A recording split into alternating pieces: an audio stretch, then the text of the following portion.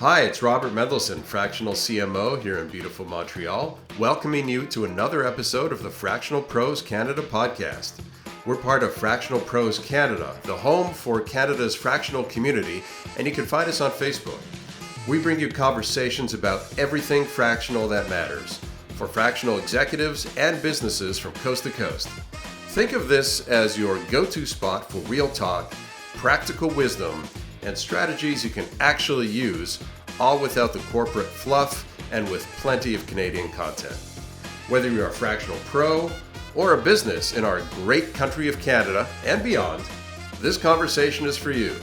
Grab your espresso and let's dive in. Welcome to the Fractional Pros Canada podcast. I'm your host and fractional CMO, Robert Mendelson, here in beautiful, still snowy Montreal. Joining us from just down the street in Quebec City is Nicolas Cava.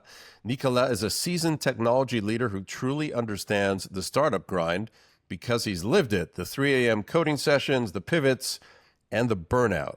He's a fractional CTO specifically for burned out founders, helping pre-seed and seed startups ship faster at 90% less cost than a full-time CTO. He's a 5-time founder who has also led global teams through hypergrowth at major scale-ups like Zendesk. Today's Fractional Pros Canada podcast is powered by Fractional Pros Canada, the home for Canada's fractional executive community. If you are a fractional executive in Canada, you can join us in our Facebook group. Just search for Fractional Pros Canada on Facebook. Nicolas, bienvenue. Welcome to the Fractional Pros Canada pod.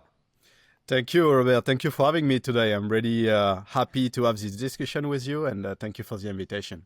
All right. Well, I've got a lot to talk to you about. Just before we hit record, I asked you to do a test just to make sure you sound good. And I said, tell us what you had for breakfast today. And you said you don't eat breakfast. I want to start there. I thought breakfast was the most important meal of the day. I love breakfast. What's the story? I thought too, but something that is very trendy in the moment is like intermittent fasting.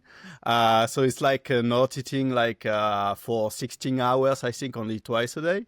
And I was like, yeah, but that's what I'm doing since I'm born. I never had I don't know, not the need, but the willingness to just eat in the morning. I don't know why. So I guess I'm trendy right now. The only thing I get is coffee, that's it, because that's obviously required to perform. Okay, at least you're true to your French roots and you're having, is it an espresso, a cappuccino? What are you typically drinking? Usually an espresso, double espresso. I'm currently trying to transition to tea.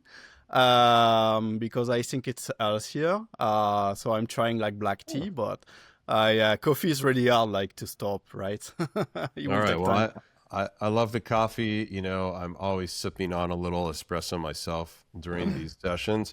I just want to clear. So you have not been eating breakfast for years and years and years. Is this the story? Yeah, since I don't remember when I started. I don't know. I never had the need to eat in the morning for some reason. The last time you ate breakfast? No, I do sometimes, but most of the time I don't. Yeah, even when people ask me do you want to eat something this morning? No, thank you. Just a coffee. It would be nice. Okay, all right. Zero calories. The classic French combo used to be an espresso and a cigarette. Did you used to smoke or you stayed away from that? No, I never smoke actually. Okay. Yeah, that's something, I did try maybe once or twice, but that's it. I never did it, no. All right. I remember being in Paris years ago. I think it was my first time in Paris. And I said to myself, I want to see if the stereotype that the typical French breakfast is an espresso and a cigarette is true. So I went to the nearby Tabagie and went in, and it's just, if you've never been, it's a Tabagie is not really a restaurant. It's kind of a combination coffee bar / convenience store type of thing. And there might be a few seats. And sure enough, at 8 a.m., there were a number of people in there who were standing at the kind of coffee counter, and they were sipping on their espresso and then going outside for a cigarette, because at that point, indoor smoking had already been banned, but the stereotype rang true, at least in that case. So It was an interesting experience. Okay, Yeah, it's maybe more a Parisian thing. I'm more from the south, so it's not so much cigarette, but more like croissant or like pain au chocolat or chocolatine, depending on the region you you live. But yeah. right. Okay, let's move on to some more serious things. So you write in your profile, you say things like building software until 3 a.m., chasing traction, failing, pivoting relentlessly, burning out twice.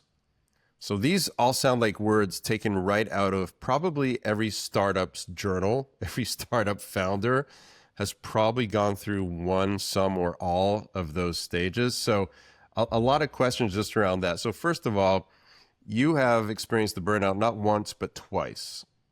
So, Yeah.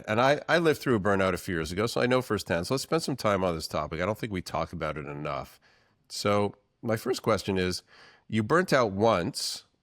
How did you burn out a second time? That what did you not learn from the first time where you fell into the burnout the second time? That's actually an excellent question. Yeah. Actually, my life is kind of building a startup, I will say, but maybe can talk about this later. But the way I burn out the second time, actually, I kind of knew that I was going to burn out, if it makes sense. So I knew that. I knew the signals. I knew the feelings in my body. I knew my fatigue. I knew everything. I still learn, but I knew enough signal to know that I was going to burn out. The first time it was not the case. I did not know, but the second time, yes. But the thing is that and not maybe intentionally, but I just went through because I thought I had no choice at this time. I had to be there for my family, financially speaking, personally speaking. I had to fight at work also for some challenges that I had to go through. It was not easy in the job too, and but I knew that if I was continuing in this path, I will burn out eventually. But I was ready to accept this fact because I thought that my sacrifice will be like something that will be worthwhile, regarding of the responsibilities I had elsewhere with my family, with my job, and that was a mistake actually. But I knew that I was going to burn out. But yeah, I just learned that I just learned something else from this experience. And so since then, presumably no more burnouts. And how confident are you that if there ever is a next time where you see the burnout coming, that you will make the right choice instead of having it go, to burnout number 3? Mm. I think you never really know, right? We are just humans, and even with all the learning experience, resilience we gain, sometimes life is just too hard on us, or sometimes you are in the wrong environment. And I'm a system thinker, and 95% of our problems come from our system, our environment we are in. So it's not just thanks to one individual and their mindset and resilience that they may avoid burnout, right? So maybe it will happen again, but yeah, it's just that I don't know. I just try every day to make changes every day, daily. I learn. I'm someone. I'm also a go-getter, So I'm someone who drive with actions at the same time. So I'm like working through energy burst. But when I know I'm going too far, I'm just slowing down, and the cycle continue, etc. So it's like a fine line between achieving my maximum productivity without burning out. So I'm kind of playing with this frontier, if you want. So maybe one day I will go too far and burn out again. That I don't know. But the only thing I want to add to for this question is that you really never master something, in my opinion. You just learn enough to become better at it, but it does not disappear. I'm not immune to burnout again, It just, if it happens again, I think I will just recover faster and go on and go on my life again. That's how I see it. Okay, interesting. I like the concept of continuous improvement and also accepting the fact of, as being human, we are so, um, what's the right word, vulnerable Yeah. to these kinds of things happening that sometimes are just greater than us. So I totally appreciate that. So let me ask you if there's anybody who might be listening who thinks they might be going through a burnout or they might feel like one's coming on. What kind of lessons do you have to share? What are the symptoms that they should be thinking about that, oh, this is not going in the right direction? And what kind of things should they do to try to avoid going to the depths? Yeah. Actually, the first thing is that you should avoid having shame about it. Like again, you are human, you are fragile like any human. You can fail, you can make mistakes. So there is a concept with Buddhism that says that it's a second arrow. It's like when you receive the first arrow, you are hurt, but then for some reason you throw yourself a second arrow because you should have avoided the first one. And that's really powerful, especially when you are burning out and you know it, or you know that something is wrong, is that you hurt yourself twice, and this accelerates actually the process. So the first thing is that just accept that you are vulnerable, accept that you will fail eventually, that you will learn from it, and that's fine. That's not being weak, because you will see a lot of people, especially in social media, like talking about you should be stronger than what you are, etc., etc. Sometimes it's good to have reality checks like this, but sometimes you can maybe like understand it the wrong way and think something is wrong in you, and so consequently you are burning out, you know about it, but you think you should be strong enough not to burn out, if it makes sense. So that will be the first suggestion that I have, is that try to be kind with yourself, be kind. Mm-hmm. That's really the word. Yeah. Mm-hmm. Mm-hmm. It's almost like embrace the burnout in a way. It's like don't deny it, accept it, recognize it, and don't beat yourself up over it. Don't take that second arrow. Yeah, it's like what I learned also with self-awareness. Self-awareness is really critical in everything, but especially also when burning out, or because self-awareness actually helps you identifying the feelings you receive in the moment, and because you are able to identify them, you are able also to kind of not control them, but control your reaction against them. You don't control the feelings you get. Sometimes maybe someone will say something that will hurt you, and that you cannot control, right? And so you will receive the feeling of I'm hurt, I'm angry, etc. But what you can control is the reaction you have against it. So by being self-aware, you will identify that, oh, I'm hurt, I'm angry. So now I need to step back a little, think about it, and then maybe act differently. And with burnout, it's the same. It's like, okay, I'm fatigued. I don't know. I feel like I'm in the edge, like I'm being bad with people around me, etc. And you should not you should understand this as just a symptom of your overall state, and consequently you just adapt and act accordingly, right? You start to excusing yourself around, like saying, sorry, I'm on the edge right now, so that's why I act like this, etc. So self-awareness is really essential, and also knowing that you cannot control the external factors, but only the way you react to them. That's really also important. Now, you still work with startups. So I'm curious, now when you work with startups, I'm sure you still see founders, other members of the team you're working with who are showing the signs of burnout.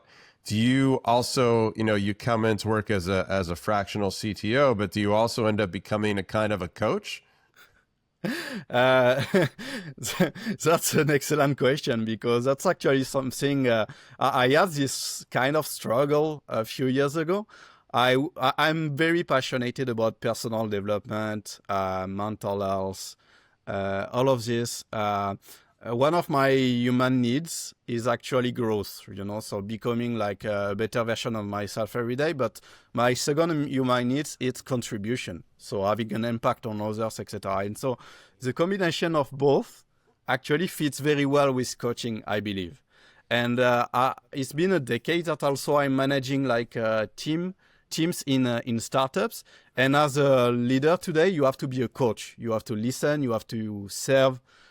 It's not anymore the old way. You really have to be a support. You have to coach your people, etc. So yeah, I kind of learned to like coaching. And I think that today, one way to differentiate yourself, maybe especially as a fractional CTO or technical leader, is to also approach it in a human way, because startup founders are just people. They also they want your help, from a technical perspective, to help them with growth from a technological perspective. But at the end of the day, they have challenges that are purely human, and they are looking to work with a partner that actually understands them, that relate with them, that share the same values, and they will ask questions. They will tell you their challenges, their frustration, and all of this. It's not really related to being a CTO. It's just related to being a leader, being a coach for them. So for me, I was like, okay, I don't think in boxes, right? I'm not just a fractional CTO or coach. I'm just myself, delivering myself to serve the best I can my people. That's it. So yes, through my experience as a technical leader, but also through my passion as someone who understands personal development, who went through burnout. And I think the combination of both actually serve a particular niche that I'm very proud of. So that's the way I see it today. Yes. And your niche is fractional CTO for burned out founders, right? You're not just putting yourself out there as a fractional CTO. And it sounds like maybe you've been tuning into Cup of Joe, where Joe Frost and I have been talking in the last couple of weeks about one of the 5 distractions of a fractional, which is to put yourself out there with the most specific niche specialty that you can. So as an example, you don't just call yourself a fractional CTO. You are a fractional CTO for burned out founders. Very, very, very specific. So why is it so important for you to build your entire practice around that particular niche? Actually, I think 2 years ago, I worked with a coach, and the first thing we had to work together is really to identify, like, the emotion, the feelings, emotional behavior that the people you want to serve are actually going through. And the first thing that came to mind was really how I burn out and how I recover from it, how I became better because of it. I was like, yeah, but that's really far from the technical aspect. And I was like, yeah, but people actually want to work with other people because they relate. They feel something. So I was like, yeah, I want to serve these people because I went through that, and I want to help them. I want to help them the best I can, and the best I can is that helping them through my expertise. And as a technical leader, I think I can just help non-technical founders or even technical founders, right? They want to claim back their time. They want to focus on something else. They want to, they need maybe to implement system to build their startup the right way without endangering their life and their family. And because I went through this, I was like, yeah, I want to prevent other people to go through the same experience if I can. And I think as a technical leader, I have so many tools to help them because managing technology in a startup, even if you are not technical, is obviously part of your daily life, right? It's obviously something that is very core. It's foundational. So I can't just come here and say, okay, maybe you are over-complexifying things, Maybe we can simplify this and this and this. Maybe you maybe don't need to solve 10 problems at the same time. Just focus on a single one, and we will find the simplest stack to do that. We will ship very fast. We will remove all the barriers that actually slow you down, frustrate you, tire you, maybe you don't have to wake up at night dealing with an incident. Maybe there is so many ways, especially today with AI. There is many ways to just also delegate a lot of things, multiply you, and focus on what gives you energy. Because also one of the things that makes you burn out is not, most of the time we think burnout about, we work too much, we are overwork, etc. But actually, the more I dig into this topic, the more I believe burnout is about purpose, right? It's like you are doing things that are not aligned with who you are, what you want to be. And a lot of non-technical founders especially are like working with technology every day, dealing with it, trying to build a startup from it. But that's not their real passion. They want to solve problems for their target clientele. So this is where I see the positioning, the niche, So that's interesting. Let's double click on that. So one issue you've surfaced is you see kind of the wrong people in the wrong seat kind of problem, where they're doing things that they aren't passionate about doing. So they should be thinking about who else could do this, or maybe now there's some kind of AI tool or agent that can replace them. You also make a really quite a wild claim that you promise to help founders reclaim 20 to 30 hours a week. Now let's do the math here. The average person works, let's call it 40 hours a week. Now we know in the startup world, it's not 40 hours. It's usually 60 to 80, and sometimes it's as crazy as 100. So can understand the math there, but reclaiming 20 to 30 hours a week, if we assume a 7-day work week, which is probably typical for a startup founder, you're saying you can save them 3 to 4 hours a day.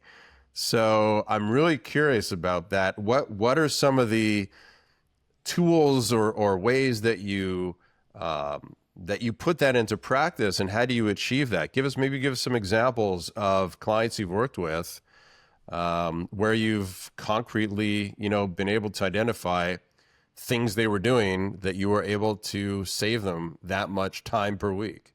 Mm-hmm. No, it's a bold claim, obviously, but it really depends also on the context. But I think the first way I can help someone like, sorry, my microphone just decided to fall down. The first way I help people like this is like they are looking for a partner just to delegate the tech part, and that alone is like saving them a lot of time for sure. And even if they don't do that, they will probably work with like a founding engineer or maybe an agency or else. And I saw so many examples of that. And they end up like, they don't end up with a partner, they end up with like people who execute their vision. But actually, the founder did not have like a proper technical vision because they don't know. They have an overall vision, but they don't have like a proper roadmap, proper like systems to actually iterate quickly with a feedback loop, etc.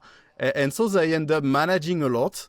It takes a lot of their energy, a lot of their time. And me as a partner, I just come and say, okay, just give me like your vision. I will translate it as a roadmap. I will help you like as a partner, and so you can focus on something else. This is really the fastest way to claim back this time, so you can focus on business development, sales, or raising funds, etc. The second thing I saw most of the time is that people are wasting a lot of time doing context switches between multiple tasks. So they do multitasking. They spend a lot of time like on their phone. So there is a lot of things you can optimize in your daily work just to learn how to focus, to block time, to focus on high cognitive tasks. And that alone can save you like 3, 4, 5 hours, maybe sometimes a day. Like in average, people spend 5 hours a day on their phone, founders included. And I can just help them like with system I build myself, so they can decrease this amount of time they spend on their phone to 1 hour per day. And this is just 4 hours gain per day, I know that's not maybe what a CTO does, but that's some system I build myself that I just provide also to my client. That's one of the example.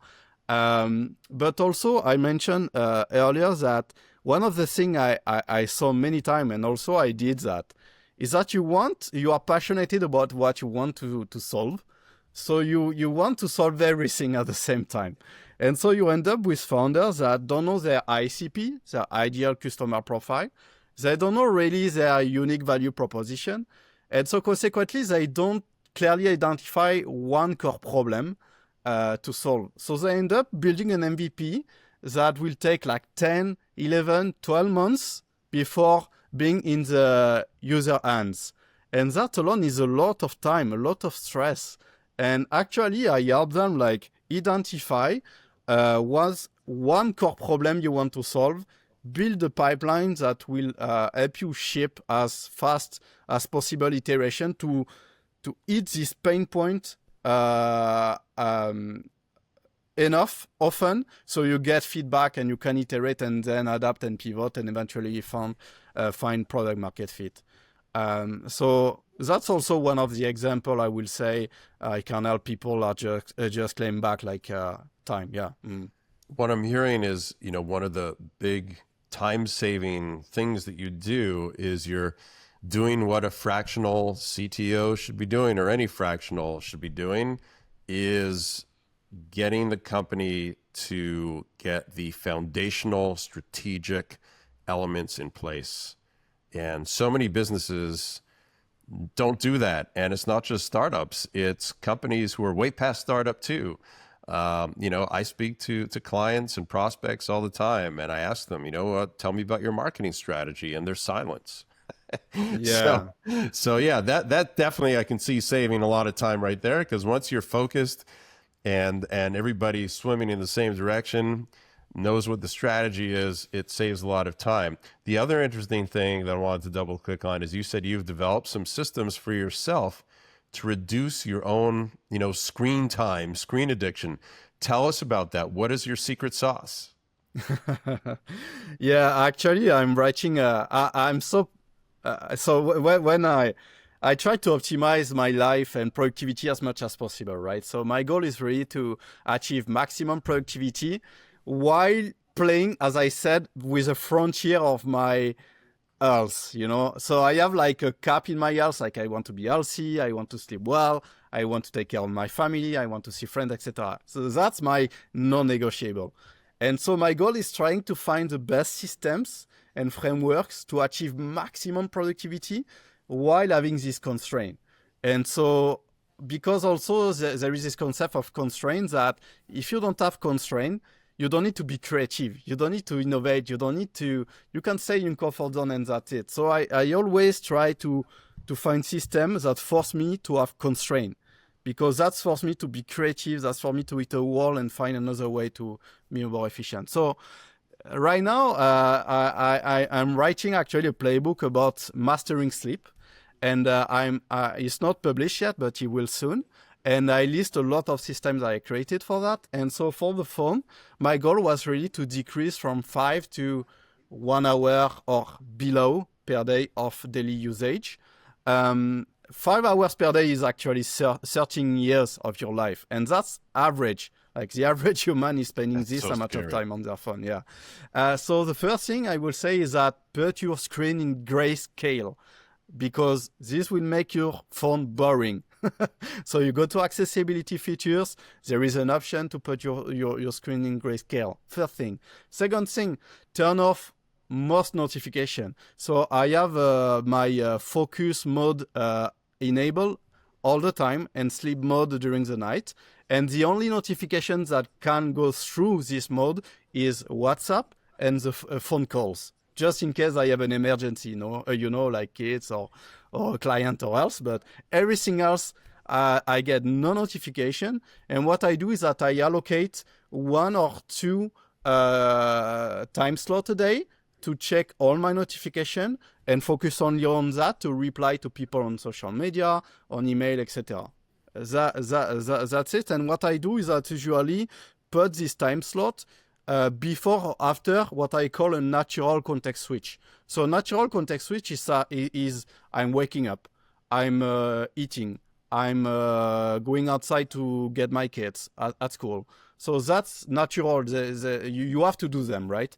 So you will context switch anyway. So just allocate some time before or after to do something that will anyway change your context. So imagine you are working on a particular task like writing something for 2 hours. You know that you will go get your kids at 4 p.m. So just block 30 minutes after getting your kids to actually see the notification, for example, because in any case, you will have to context switch at this time, you know? That's how I see it also. For the phone also, the other thing is really, even if you do all of this, the fact that you have your phone alongside you is actually, there is a psychological effect on you that will disturb you anyway. Even if you don't look at it, even if you don't use it, the fact that your phone is like on the table with you is like, you know, there is this, your brain wants to check it, you know, so you defocus a little, just to disrupt you. So just take your phone, put it somewhere you don't see it. Anyway, you don't use it because you block all notifications, so that's fine. That's also something that works. Or just put your phone like face down on the table. The little things like this are really, really important, yes. So you're writing the book about mastering sleep. I think I'm going to start writing the book about mastering breakfast. I will buy it. Yeah, thanks. I think I will need it. That's my specialty. And guys like you need to read it. So I think we could do a value exchange here. Yeah, I can't wait for that. Yeah, thank you. So you've worked, before you became a fractional CTO, you were working in, you know, big corporate world, Zendesk, other big companies. What kind of lessons did you learn from working, you know, in big tech that you were able to take with you to be a better fractional CTO? And I imagine you learned some things, like some things, kind of like a stop, start, continue, things you learned that you took and continue to do, things that you saw were happening in the big corporate world that shouldn't happen, and you could stop those. And then some new activities that you found, or new strategies you found that you could start doing because you were now a fractional CTO. Yeah. So the top thing in my mind is that stop waiting for the time when things will go slower, or that you will have time, or that your backlog will be decreased naturally, or whatever. It never happened. In the tech industry, in the startup world, there is always something to do. There is always a flow of work incoming. It will never stop. So that's just a constraint. You have to deal with it. Because I saw, and myself included, during my career, a lot of people, engineers in my team, like, I can't wait for things to slow down. I can't wait to have some time to breathe. It will never happen if you don't try to do it intentionally.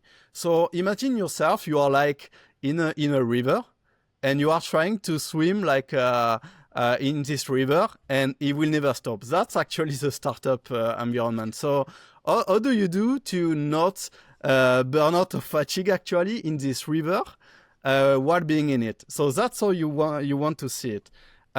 So just assume there is an infinite amount of work, and it's fine. So what the first thing is that one way to actually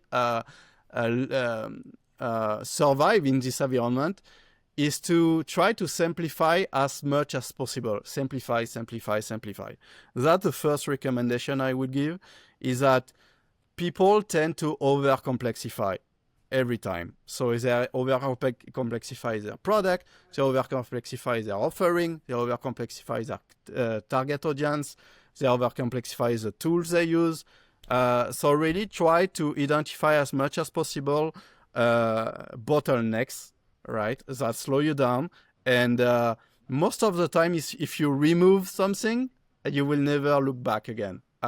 So try to remove as much as possible things in your daily work, in your product, in your team. I don't say remove people, right? I say remove like processes. remove like for example, something we get for not granted, but it's like a tradition, is like in Agile, you have to have daily stand-ups. No, you don't. You don't need daily stand-ups. Daily stand-ups most of the time are just, when I see them, is more like status updates. You don't need to have a meeting for status update. Meetings, you block like 15 to 30 minutes of your team time. It costs a lot. You context switch 10 minutes before because you prepare for it. You context switch during, and so you lose 23 minutes of your time, because every time you context switch, you lose 23 minutes of your time to get back and focus again. And yes, you can't just do asynchronous like status update, for example. Like you ask a simple question on Slack, for example, people just reply to this question, and that's it. You have your status update. And then if you need a meeting to discuss a particular topic, you can just schedule something. But so the simple thing like daily stand-ups, you don't need them. The other thing is that there is a lot of startup also. They want to mimic what big players like Zendesk or Netflix are doing in terms of architecture, in terms of organization. But you have to understand that Zendesk, well, it's not a public company anymore, but it was a public company. There is 6,000 employees. Netflix, I don't know how many employees, but actually my target clientele is more like early stage startups, but it's two different leagues. You cannot just mimic how they operate, because if you do that, you will end up with playing with a lot of constraints that you don't need. They need all these constraints because they are so big, they need that to operate efficiently. But you are small, so you have to leverage that. You have to all in on that. So stay small, stay lean, stay simple as much as possible. And every week, ask yourself what I can simplify. Like the 3-1-1 rule is also like, one thing every week you focus on, one thing you want to remove every week that slow you down, and that's it. So this is really my first recommendation. Well, I'm taking notes here. I put a big 23, and I wrote down the 3-1-1 rule. The nice thing about a podcast is we don't, it doesn't take 23 minutes to context switch between questions. It's much more fluid and much more efficient. So let's move on. So often as a fractional, it's a weird kind of business we're in, right? Because we start off as the fractional CTO in your case, fractional CMO in my case, and our ultimate goal is to hire somebody full time that takes our place, and then we leave the company and move on. So our engagement starts with us trying to put ourselves out of a job effectively, which is an interesting dynamic. So for you, what kind of signals do you look for that tell you that the founder or the company that you're working with is now ready to go on without you, to scale without you, to have a full-time CTO to take her place? That's a great question, and I try to systemize as much as possible, but I found this very hard at first. I was like, but all startups are different. It's hard to say when you need a full-time CTO. If you are a startup in fintech, a startup in health tech, it's really different from a startup like just trying to build a productivity tool. Because obviously health tech, fintech, you have a lot of compliance, you have a lot of legal stuff to deal with that you don't have in other industries. So you may need a full-time technical leader that will help you like sooner than other industries. But if I have to systemize, really identify a point where I think it's time for the companies to hire full-time like technical leader, it will be for sure after product market fit. That's for sure. The first mistake most founders do is that they hire too soon. They hire full-time executive. Apart from them, before product market fit, they are founding engineers. That's really a mistake in my opinion, especially today. You can reach product market fit with you alone as a non-technical founder with just some advice or a fractional executive with you. You don't need to hire someone at this time, because you will burn your runway so fast, and you did not achieve like yet product market fit. So you don't know if you have traction. So my opinion, that's really the mistake most people do. And so after product market fit, but even then, it depends. So you will enter the early growth stage. I think you can continue with a fractional executive at this time, but it's more like when you know that hiring will help you accelerate, will help you scale, and will help you like achieve way more revenue fast. I think that's the moment. So I will say, 500K to 1 million annual recurring revenue will be maybe the time you need to think about hiring an executive, like a technical executive, full time, because I think that's when the time you can say, yeah, okay, if I have someone like this, I can maybe hire a team for me and take the leadership on that, so I can focus on something else. Like, I think that's the time when you can bring from 500,000 annual recurring revenue to 3 million, like maybe in 1 or 2 years, if you do it well. So you need maybe someone dedicated full time. Yeah. So I would say that will be the moment maybe most companies will need someone full time. Mm-hmm.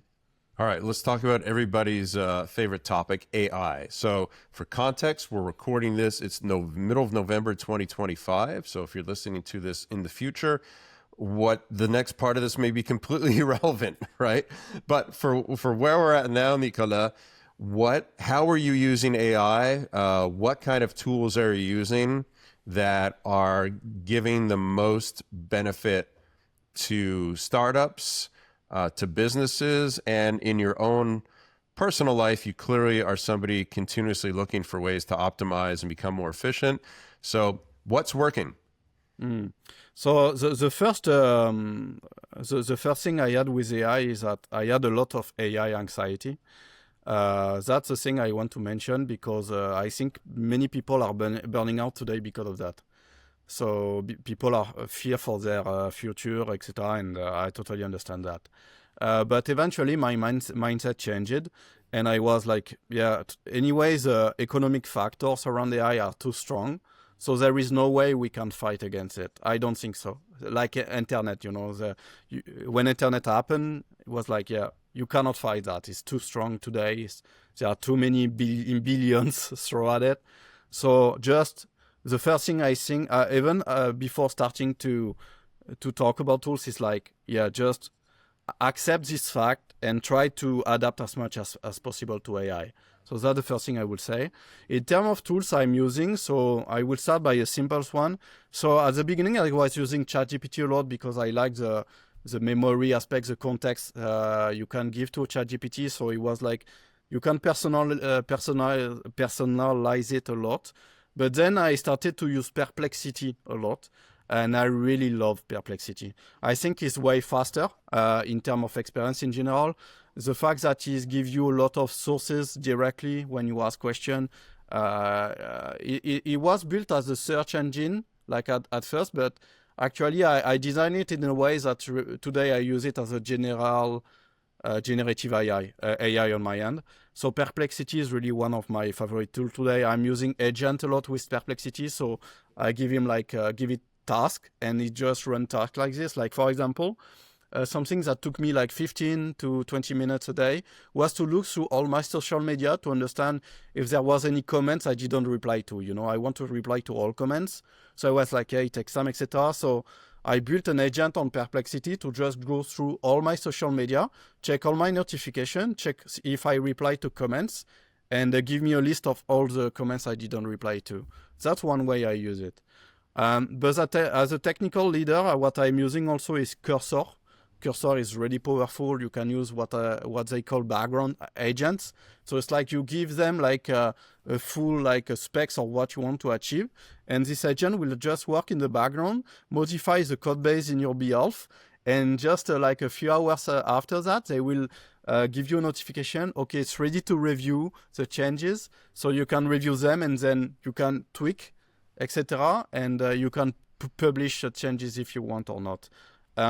It's AI also, a lot of people are like against AI because they think AI can just replace us. I disagree with that. AI multipliers. You still need a human in the loop. I just don't trust Cursor or Perplexity to just do one thing without me checking behind, you know? So there is always this review aspect. So you have to engineer the prompt. You have to engineer the context. The context is like the data you give to the AI. So I give them my ICP, I give them my post I write in the past so they understand my style or I write, etc. So this is context engineering. But also when they are done, you need to review what they are done. So it's more like a teamwork, you know. And because AI hallucinates, so you need to be aware of that. So I'm using Cursor. I'm using also Figma Make, which is a tool to actually like design website and web app with AI. What else I'm using? Yeah, I think that's really Notion. Notion also recently released a feature exceptional. So it's like taking meeting notes without having an assistant going inside the meeting. You know, sometimes you will see in meetings like something AI join the meeting, etc. So that's an AI that will take notes in your behalf. I find it very intrusive in my opinion, you know. Sometimes you have like 2-3 AI because you have people joining with their own AI. But with Notion, it's like more in the background. So you open a page, you click a button, and just you will like get the audio you have on your local machine and write the note in your behalf. So it never join as a meeting. So that's really, I like it. I really like it. Yeah. Well, that's So interesting. that I haven't heard of that Notion feature. So it doesn't actually join; it's just listening in. Yeah, exactly. You press a button, and at the end of the meeting, it will just compile all the notes, and it's not perfect, but I'm really impressed. All right, that's my weekend project to dig into that one. That sounds really interesting. Yeah, really. All right, Nicolas, I have learned so much from you, and I'm sure our audience has too. Let's wind things down with our favorite question here on the Fractional Pros pod to wrap things up. If you could put one message on a billboard for millions of burned out founders to see as they drive by it every single day on the highway of life, what would it say on that billboard? Be kind with yourself. Be kind with yourself. Be kind, yeah. Really, humanity, empathy, vulnerability. They are often looked as weaknesses, especially in the tech industry. I found that in the tech industry, we tend to, I don't know, the culture is really different to other industries where vulnerability is maybe more accepted. Also, maybe because there is less women in the tech industry. I really hope that we can have more and more women in the tech industry because empathy is lacking compared to other industries, I think. And I try personally to be as vulnerable as possible in public, so I can show others that actually is you have the right to be vulnerable, you have the right to be weak, you have the right to fail, and it's not only for you but also for your team if you have one. Because I wrote a post recently, like yesterday, I think. The fact that you say out loud that you fail, that you are tired, that you are not going well, it's it's a way also to give authorization to your team and to people around you that you have the right also to be tired. You have the right to fail. You have the right not to be like in top shape every day, and you build psychological safety. And psychological safety is what actually I think make a great team. And I saw this many times in the past. So really be kind with yourself, be vulnerable, share with your peers. You will be surprised how many like leaders like you are like struggling every day. 56% of startup founders were burning out last year, more than half. So really you are not alone. And yeah, we need more and more of humanity like this, human skills like this, especially with AI. So that's really be a differentiator going forward. I really believe in that. So be kind with yourself and be human. Yeah. I can't think of a better note to end this podcast on. So thank you so much. We will link up to your LinkedIn and all the different ways for people to connect with you in the show notes. Merci tellement. Merci beaucoup, Nicolas. This has been a great learning experience for me, and I'm sure our listeners have learned a couple of things as well. And I invite you to go eat breakfast now. Yeah, I'm looking forward to it. Maybe you will change my mind about it. I don't know, but yeah, merci Robert. Really, I enjoy this conversation a lot. I'm not used to podcasts, but it went really well. Really natural. Your questions are great. Thank you. Very professional too. And yeah, just good luck with the winter that started in Quebec. That's right. We're just getting started here. Yeah, exactly. But thank you again. Merci encore. Thank you for joining us, Nicolas, on the Fractional Pros Canada podcast. Thank you. Have a good day. That's a wrap on another episode of the Fractional Pros Canada podcast. If you're a fractional professional based in Canada, we'd love to have you join us in the Fractional Pros Canada Facebook group, the home for Canada's fractional community. It's where Canadian fractional executives connect, share insights, and help each other succeed. Until next time, I'm Robert Mendelson, Fractional CMO. May your impact be full-time, even if your hours are fractional.